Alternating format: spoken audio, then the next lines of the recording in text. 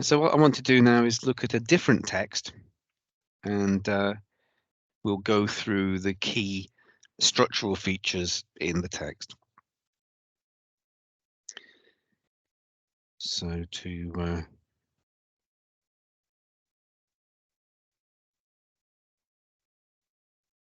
introduce it to you, this is Brighton Rock. You may well have seen the piece of writing. It's also quoted in your textbook, so it seems quite popular with the exam board. And the Brighton Rock was a book from 1938 by the great British author Graham Greene. So it's a story about a gangster, a young gangster, 16 years old, who leads a group down on Brighton, in the lovely seaside resort, and the fact that he is in some sort of one boy war with God. But obviously the extract doesn't feature his character. It features this character, a man called Hale, whose job it is to dress up as a character called Collie Kibber and go round seaside resorts during the holidays and be recognized by members of the public. And if the member of the public has the copy of the newspaper he works for, it's like a game. If they see him and they've got the newspaper with them, they can talk to him, say, "You are Collie Kibber, and I claim my prize," and they'll get some money from the newspaper. It was a way of increasing sales. It's just a little bit of fun, and I think the local radio stations do it now. They'll ring a random number in the area, and if you answer and you happen to be listening to their station, then you get a chance of getting a prize. So it makes you want to have their station on all the time. Yeah. So that's what Collie Kibber is doing, being in Brighton, but it's his interaction with the problem of Pinky and his gang that causes the tension and the suspense. So I'm just moving to a different document so that we can look at the text of this. It is the opening of the book, so it's the very beginning. And so what are the three things you're looking for? Remember, one of them is the opening. So the opening here of this story is this little paragraph. Hale knew before he had been in Brighton 3 hours that they meant to murder him.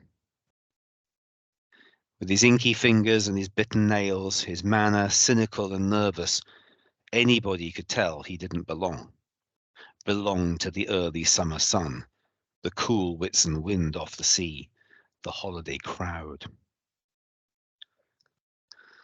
Now, this is an opening, and remember, with the opening, you have to say what the opening does, what it gives us, and you can look at the whole opening paragraph, or you could just look at the first line. And I think this first line is very strong. It's a very strong and famous opening from a novel. Hale knew before he had been in Brighton 3 hours that they meant to murder him. You know, it really puts you straight into the story, doesn't it? So what do we find out from that? Just that first line. What does the first line give us?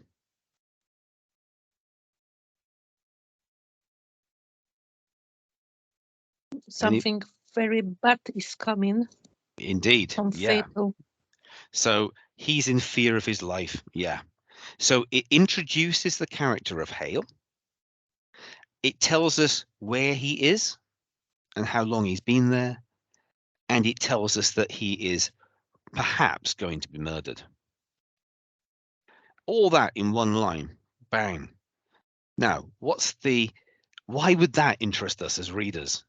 You know, it's almost somebody's actually out there in Brighton and they seriously think they're going to be murdered. What's not interesting about that? You know, it's obviously interesting, Wow, is he going to be murdered? Who's trying to murder him? Why are they trying to murder him? Is he going to live? Is he going to die? What's going to happen? So all of that tension and excitement and mystery is really what the author is giving to us just with that first line. Yeah. So that would be how the opening would interest you as a reader.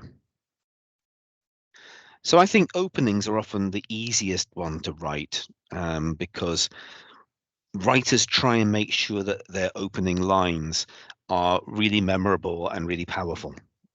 And indeed, when you're writing your pieces in question 5, you should try and do the same. Always start with something really fantastic and interesting. Don't, if you've got a boring first line, why should people read on? Try and grab them by the collar and force them to read. So the second thing we want to look for, changes of focus. So we have a change of focus here, maybe from the first paragraph to this second paragraph.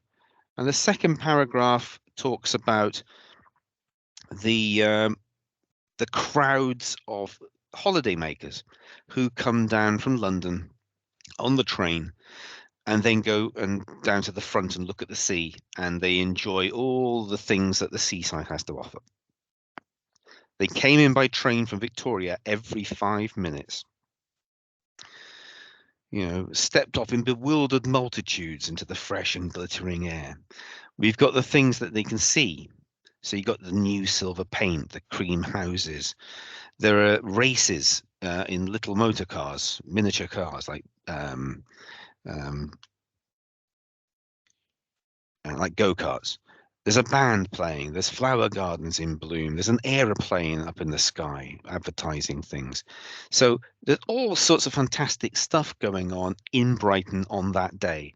It's the Whitsun Bank holiday, and people come from London, dull. Remember, this is in the 1930s, sooty, foggy, smelly, noisy, grim London back streets. These working class people have a day off and they all troop off to the sea. They jam themselves onto the trains and they go to the sea. They have to be back by nighttime and then back at work the next day. So it's a bit like, imagine, us going off to Barbados or Jamaica or somewhere like that and being amazed by what's going on, about, wow, look at this. That's how they feel. Now, that's going on in this paragraph. It's all about the holidaymakers and what they can see and experience. That's a big change of focus. The first paragraph is all about Hale and what he's like, nervous, scared, doesn't belong. And these people who are having a whale of a time. That's a big focus change. So why would the writer do that? And how does that interest the reader? What sort of questions is the reader asking when they have this change of focus to the second paragraph? It's actually quite hard. And to be honest, I wouldn't choose this one if I was going to do it. But one of the things you might want to ask is, where's Hale? Where's this character we've just been introduced to? Where's he gone? There he is. We hear about him right at the beginning, and then by the second paragraph, we can't see him anymore. He's lost in the multitude. He's lost in the crowd. So it actually builds up a little bit of suspense. It sets the scene. It's all very nice, but it also gives us this crazy sort of crowd of people having fun. Hale is down there somewhere. We're almost looking from above over the city and seeing a long shot of all the people coming and moving down to the beach. Hale, we can't see. And we might want to read on to see if we're going to find him. This idea of being murdered doesn't seem to fit with the idea of all these holidaymakers. What's going on? And it builds the mystery and it builds the tension and suspense. A more easy change of focus might be between this paragraph and the next paragraph. So we've got all this stuff about the holidaymakers getting off the train, getting off down in there, seeing all the lovely things that you can do. But the next paragraph brings Hale back. It has seemed quite easy to Hale to be lost in Brighton. 50,000 people besides himself were down for the day, and for quite a while he gave himself up to the good day, drinking gins and tonics wherever his programme allowed. For he had to stick closely to a programme. From 10 till 11 Queen's Road and Castle Square, from 11 till 12 the Aquarium and Palace Pier, 12 till 1, and so on. So this paragraph brings us back to Hale. So we've got a bit of a pattern going on. Hale in the first paragraph, but not in the second. Then Hale again. We're moving from focusing on Hale to focusing on the crowd to focusing back on Hale again. So we find him in the crowd, and the fact that there are 50,000 other people there, maybe he can hide in that group. Yeah, it's easy to be lost in Brighton. Maybe he's going to hide amongst those holiday makers and feel safe, but he's drinking a lot. You know, he's having a few gins and tonics in the morning, and maybe that's because he's still obviously very nervous and scared, and he needs a bit of courage to keep him going. We also learn about what he has to do for his job. So we're beginning to understand what it is he's doing there. He's actually got a program he has to stick to, and these are the times he has to be in these places. And so the fact that he has to be in certain places at certain times does sort of make him vulnerable, because he's moving back and forward in plain sight, but he doesn't want to be spotted. He wants to be spotted by a member of the public, because once he's been spotted, he can go home. But he doesn't want to be spotted by Pinky and the gang. So why might that interest us? Well, we begin to learn more about what he's doing in Brighton and why he can't just hide.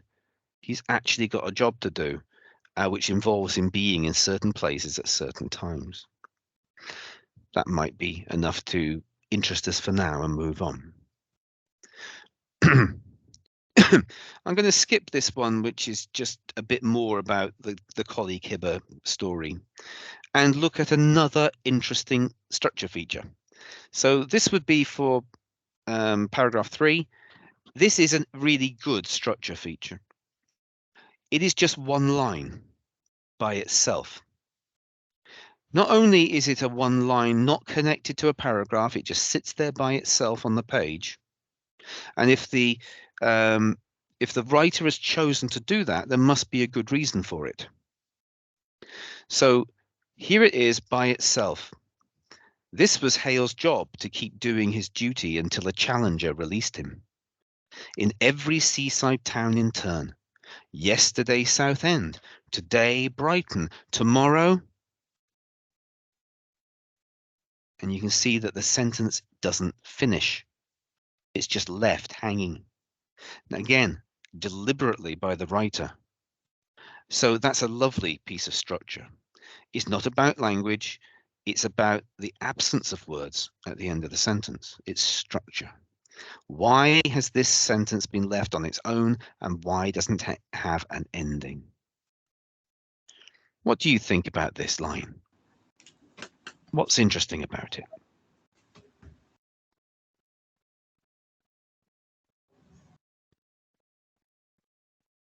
There is a suspense. It We builds don't know suspense. Yeah. Mm. Go on. We know what's happened yesterday, today, but tomorrow, who knows? Yeah. Who knows?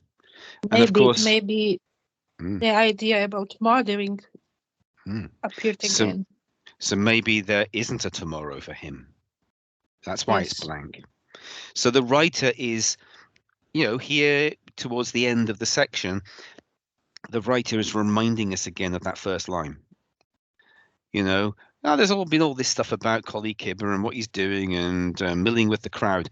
Here, with a bang, the writer reminds us of the danger he's in. And that's why it's separate, because it needs to stand out. And that's why it isn't finished, because there is no answer to that question. There's no tomorrow he isn't going to be anywhere, maybe. He doesn't know, because tomorrow he could be dead. And so that really is quite sinister and quite exciting. And yeah, as you said, it builds suspense. It makes us think, ooh, we may even have slightly forgotten about the murder threat because nothing seems to be happening. And then we're brought right back to it. Yeah, maybe he is going to be killed. And that, again, will keep us reading. Go on. So which structure we can say is about, like, is it a chronology or like that? Like the structure we select? No, I think this is using the sentencing and the paragraphing to create an effect. You know, the fact that he's chosen to write a sentence on its own, not linked to a paragraph, draws attention to it. And the fact that the sentence doesn't end. It's a very unusual thing to do. It's to do with breaking a convention. The sentence should end, but it ends with a dash, not a full stop. And it does that deliberately to make us go at the end of the sentence. And we think, oh, yeah, maybe there isn't a tomorrow. So this is one of these things that maybe doesn't have a proper name. It's about the writing. It's about the sentence structure. It's sentence structure, really. Yeah. But it is visual in as much as it is anything. It's not about language. It's about the missing words rather than the words there which format the language. We could have another change of focus here. Now, after this bit, which is dreadful and tells us all about it brings us back to mind about the murder aspect of the story. The next paragraph changes focus again, away from this thought and back to what he's doing. He drank his gin and tonic hastily as a clock struck 11. And he moved out of Castle Square. Collie Kibber always played fair, always wore the same kind of hat as in the photograph the messenger printed, was always on time. So that paragraph tells us, actually, it gives us some background to the way that the job is going to work to keep him in the danger that he was in. So he's just remembered about the danger. He's drinking his gin and tonic hastily, which means he's knocking them back because he needs the Dutch courage. It's still only 11 o'clock. And, that's pretty early to be on his fourth or fifth gin or tonic. It explains that he has to wear the right kind of clothes. He has to look recognizable. And that, of course, is mad when people are out trying to kill you. Wouldn't you want to be as little like yourself as possible? And so on. So again, it's ratcheting up the tension, the change of focus away from the sheer horror of tomorrow nowhere, but it only brings it down a little bit. It's explaining his further predicament, the reason why he's so vulnerable. Finally, we reach a part where the holiday makers are going home. And getting to midnight, they go back to the station and they go. Hale doesn't. And he's now left alone on the pier, right down by the sea, as far into the sea as you can get without getting wet. He's now on the palace pier. So we have another structure feature, another interesting structure feature, and it is the ending. As I said, you can always go for the ending if you haven't got any other structure features to talk about. And this is a good one. This is a good ending. It's interesting. Nobody paid any attention to Hale. No one seemed to be carrying a messenger. That's the newspaper he works for. He deposited one of his cards carefully on the top of a little basket and moved on, with his bitten nails and his inky fingers. Alone. Now, so what is happening in this ending? What could you pick out from the ending that would be interesting to talk about?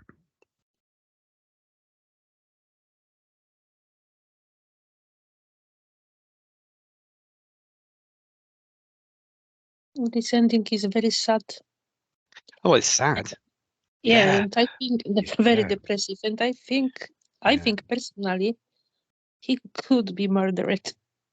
Yeah. And it's that last word, alone. Alone. Yeah. It just sits there, doesn't it?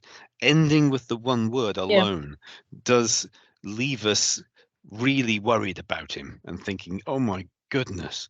It might interest us as a reader because we need to find out what happens next.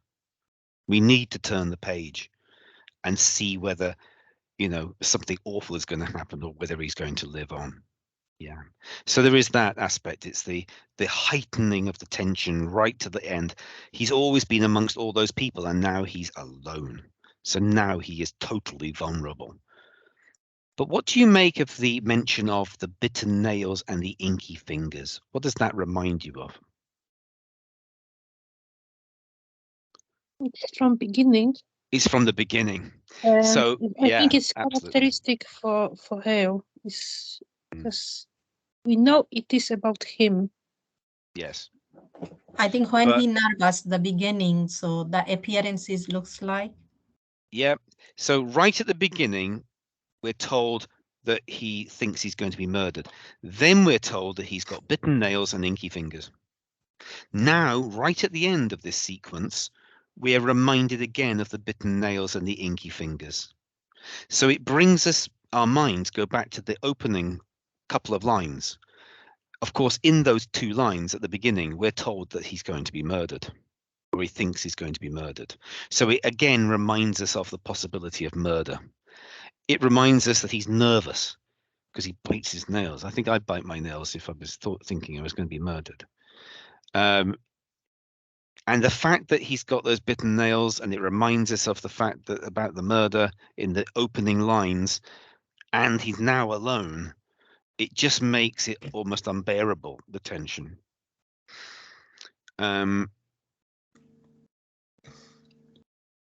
So it is a slightly circular ending because it goes back to that second line in which we're told about his inky fingers and his bitten nails.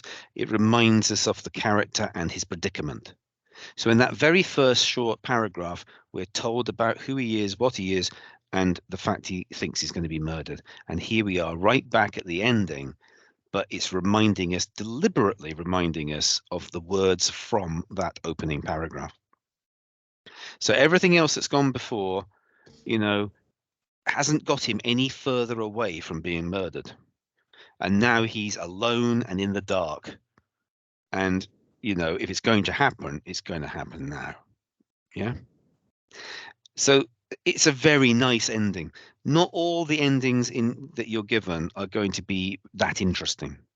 So it's better to go for another structure feature if you can find one. But if you can't, and you just want to do a quick other structure feature, do the ending. You can usually find something to say about it. There's another structure feature. I don't know if you've noticed as we were looking through this, that actually I've highlighted certain words. Did you notice the highlighted words?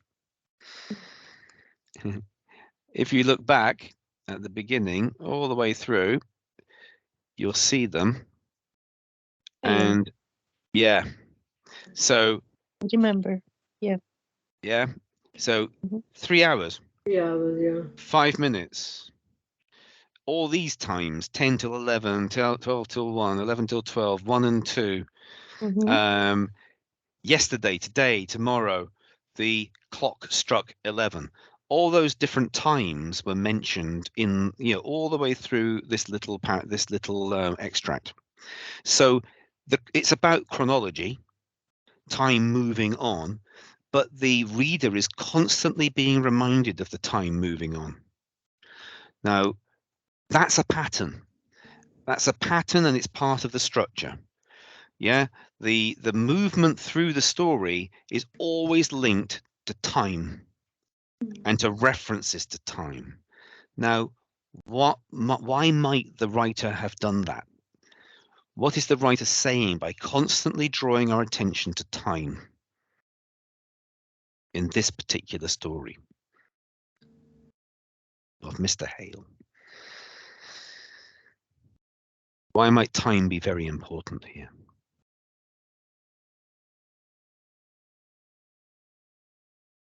Is it creating tension?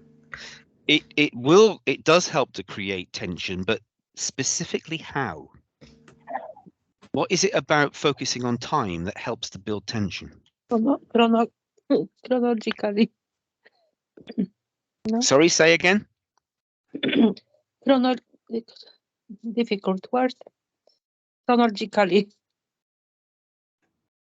Yeah, but I'm not really sure what you're saying, Alex. I can't. So this information about time appeared from the beginning in the Yes. first sentence, Yes. and it's like ticking time for her. Yeah. Time is ticking away. Yes. Yeah. So if you've got, go on. It's quite chronologically described this time from the beginning of the story until the end. So if you want to make a fancy answer, you can say that the writer uses the chronology, makes the chronology obvious to us, is constantly referring to time passing, that both Hale and the reader are very, very aware of time ticking away. And he is on borrowed time. He is, this is the time ticking away on his life, or to the moment when he's going to be confronted by the would-be murderers. And everything is focusing on moving him through the day to that moment when he's alone at the end. And then it's going to happen. So that use of chronology, the use of bringing our attention very, very repetitively, mentioning different times all the time, it's quite clear. It's a bit like a film in which something awful is going to happen, and the camera keeps going to the clock, and you can see the time tick, tick, tick, tick, tick. That builds tension because we know that there's not enough time left. He's not going to get away. It's that sort of thing. So obviously you turn the page and what are you going to find? Well, let's just put it this way. Spoiler alert, it's not a good ending for Mr. Hale. The story is about Pinky. It's not about Mr. Hale. And the main character's entrance is a very brutal and violent one. And I'm afraid Mr. Hale is the victim. So we're building up to the moment that Pinky will emerge from the darkness with a cutthroat razor. And that's when the story starts. Okay, that's good. Thank you very much. So I hope that I've been able to draw your attention to a number of different strategies that the writers use in structural terms, and more importantly, how you actually would talk about and identify in your answers the parts of the structure that you need to write down in order to get the marks. Does anybody have any other questions? We're getting close to the end now, but anything about question 3 on paper 1 that you'd like to ask before we close? If any, go on. I was wondering when we did together the last piece of that extract and there's different structures. Were the different examples of structures, or we will have to do all these like sections? How many? There were a lot, quite few sections. Yeah, I was just going through all the possible ones in that one. Now, don't just remember that in the beginning, you just talk about the opening, talk about a change of focus, and talk about one other feature. Okay. You only have to do three little paragraphs. That's it. So we have to write out all these 3 bullet points with each paragraph for 3 paragraphs. It's 3 paragraphs, yes. So 3 bullet points, 3 paragraphs. If you are looking to get the maximum marks on the question, but as I said, you could possibly get the majority of the marks through doing 1 and 2. Okay. Those extra those extra top marks are there for finding your own structure feature and explaining it. Yeah. Oh, okay. Okay. Thank you. Ramin, the third one, if I can't find out any structure, I was confused the last paragraph. Then if I said like a simple, like ending with this one to try to make the reader more more thinking thought, but I can't mention the structure, like I can't find out. Should I get point or just? Yeah, I mean, you can go straight to the ending because you know and talk about that. I would make sure you've said that the ending is a structure feature, and then describe what the ending tells you. And that in itself, you don't need to identify any other thing in there. The ending is a structure feature, just like the beginning is. Like our teacher said, like the structure feature I mentioned, like a flashback, chronology, these things. If I can't mention these things or can't can't match and just said the ending is finishing like that, is it okay to answer like this? Because the ending is a structure feature, just like flashback, you know, just like discussion or you know, speech. This piece of writing that I just shown you, the Graham Greene one, the Brighton Rock, doesn't have a flashback, doesn't really have any dialogue. So what structure feature other than that are you looking for? Now, there is this pattern of referring to time all the way through, and I'd say that's a better one to go for. You know, if you spot it, that's a better one. It could be there's a repeating pattern of colors. You know, there's one in the hat shop where the girl has bought blue flowers to take home with her, and then we have but there's a lovely flashback in that, so you just do the flashback.